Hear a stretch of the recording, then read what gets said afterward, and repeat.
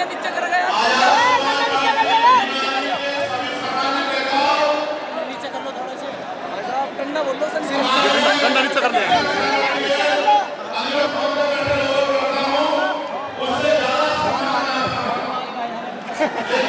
जय जय जय जय भीम, जय भीम जय भीम, जय जय जय जय जय भीम, जय भीम जय भीम। जब तक सूरज चांद रहेगा बाबा तेरा नाम रहेगा, जब तक सूरज चांद रहेगा बाबा तेरा नाम रहेगा। चंद्रशेखर आप संघर्ष करो, हम तुम्हारे साथ हैं। चंद्रशेखर अमर रहे, जिंदाबाद जिंदाबाद। आरक्षण खत्म कर दो, हमारा आरक्षण खत्म कर दो, लेकिन जातिवाद खत्म कर दो। अगर जातिवाद खत्म नहीं करते तो हमें आरक्षण चाहिए, ठीक है। उसके बाद 47 में जो बंटवारा हुआ था, जितनी जमीन इन लोगों के पास थी, हमें उसका हिसाब चाहिए आज तक का। उस जमीन का पैसा किसके पास गया, किसने रखा, कौन उसका जिम्मेदार है, वो हमें बराबर करो। अगर बराबर नहीं करोगे तो हम आरक्षण लेकर रहेंगे, चाहे कितना जोर लगा ले, मोदी योगी कोई भी आ जाए।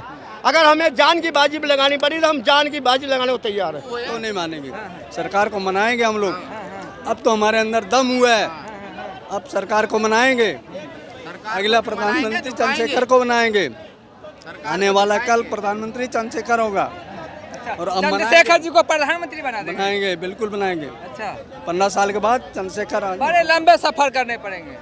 सफर तो करना ही है, सफर तो जब 3000-4000 वर्षों से रुके हैं, तो अब इतना 15 साल में क्या है।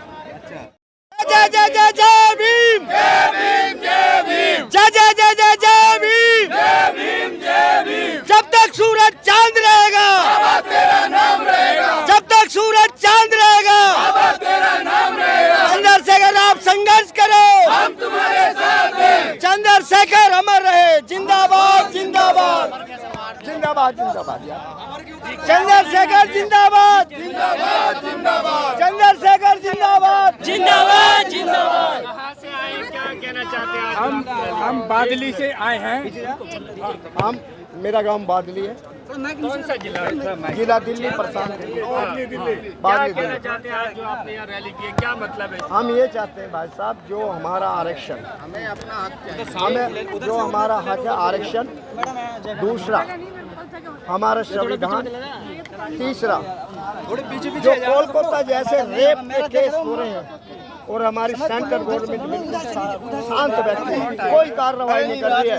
हर रोज 30 लड़कियों के साथ रेप हो रहा है और मर्डर हो रहे हैं, गवर्नमेंट का कोई ध्यान नहीं। हम चाहते हैं हमें इसका न्याय मिले और उसी न्याय के लिए हम यहाँ आए। और हमारा जो आरक्षण खत्म करा जाता है, हम कहते हैं आरक्षण खत्म कर दो, हमारा आरक्षण खत्म कर दो, लेकिन जातिवाद खत्म कर दो। अगर जातिवाद खत्म नहीं करते तो हमें आरक्षण चाहिए, ठीक है। उसके बाद 47 में जो बंटवारा हुआ था, जितनी जमीन इन लोगों के पास थी, हमें उसका हिसाब चाहिए आज तक का। उस जमीन का पैसा किसके पास गया, किसने रखा, कौन उसका जिम्मेदार है, वो हमें बराबर करो। अगर बराबर नहीं करोगे तो हम आरक्षण लेकर रहेंगे, चाहे कितना जोर लगा ले, मोदी योगी कोई भी आ जाए। अगर हमें जान की बाजी लगानी पड़ी तो हम जान की बाजी लगाने को तैयार है। आरएसएस विचारधारा के और भाजपा के लोग कहते हैं कि अब देश में, समाज में जातिवाद नहीं रहा है। कौन कहता है जातिवाद नहीं है? तो रामलीला ग्राउंड की हमें क्यों नहीं परमिशन दी गई? के लोगों को भर दी जाती है। आज भी हमारे समाज के लोगों को पीछे ये नेगलेक्ट कर दिया जाता है हर तरीके से। कहते हैं कि मतलब इनकम के आधार पे होना चाहिए। इनकम के आधार पर किस आधार पे इनकम चुनोगे आप? EWS लेकर के आगे, जिसके अंदर 10 लाख वाला ब्राह्मण को बना दिया EWS में कम वाला, और 10 लाख वाला SC बना दिया, भैया ये स्वर्ण के उसके अंदर आ जाएगा। हाँ, तो आप क्या चाहते हैं? मतलब 10 लाख यदि हो रहा था, आप हाँ तो मीडियम हो गए ना? नहीं, मीडियम कैसे हो गए? क्या समाज के सभी लोग जिनके पास 10 लाख पहुंच चुके हैं, क्या वो सारे मुख्य धारा के अंदर आ गए? आज भी तो उनके साथ मान लो जातिगत आधार पर भेदभाव किया जा रहा है, नहीं किया जा रहा। अब तो खत्म हो गया ना। कहाँ हो गया? किसने कहा? एक थाली में बैठ के खाते हो, रहते हो, अब क्या चाहिए? किसने कहा? ये बस राजनीतिक प्रोपेगेंडा होता है कि भैया एक टाइम के लिए आपको थाली के अंदर बैठ के खिला के दिखा देंगे, दूसरे टाइम पे से वही थाली छीन ली जाएगी। अगर ये एक थाली में बैठ के खिलाने वाली बात थी, एक थाली में खिलाने वाली बात थी, तो आज हमें रामलीला ग्राउंड की परमिशन क्यों नहीं दी गई? बीजेपी को क्यों दी जाती है? और समाज के लोगों को क्यों परमिशन दी जाती है रामलीला ग्राउंड की? हमें क्यों नहीं दी गई? अगर एक थाली की बात है, जातिवाद आज भी है, कल भी रहेगा और कल भी था। और इस देश में 1305 से हम महार, कहार, चमार और आदिवासी 1305 से संघर्ष कर रहे हैं हम इस देश के लिए। इन्होंने क्या करा? मुझे बता दो गुजरात में किसने क्रांति में योगदान दिया है? एक भी आदमी बता दो गुजरात का जिसने क्रांति में दान दिया हो। महात्मा गांधी था, वो गुलाम था अंग्रेजों का। वीर सावरकर था, वो गुलाम था अंग्रेजों का। बताओ किसने साथ दिया हमारा? तो क्या आपको जाति जनगणना हो पाएगा या नहीं हो पाएगा? राहुल गांधी तो कह रहे हैं, दावे कर रहे हैं कि हमारी सरकार हमारा तो दावा कर रहे हमारा हैं, दावा ये पर होगा नहीं, क्योंकि इनको डर लगता है। इनको डर लगता है जनगणना होगी तो ये इतना आरक्षण मांगेंगे, अपना अधिकार मांगेंगे। हमें अधिकार मिले ही कहाँ है? आज 3000 साल से ये हमारा आरक्षण खाते आ रहे हैं और चंद दिनों से हम अब थोड़ा सा सक्षम हुए हैं, तो इसलिए इनको पेट में दर्द हो रहा है। किसके पेट में दर्द? ये सरकार के बीजेपी के सरकार के पेट में दर्द हो रहा है, क्योंकि हम 3000 साल से खा रहे हैं ये, तो अब जो हमें थोड़ा सा मिल रहा है उनके पेट में दर्द हो रहा है। आप तो तरक्की कर रहे हो ना, तो तरक्की किया हुआ आदमी को किस क्यों चीज की मिले? तरक्की?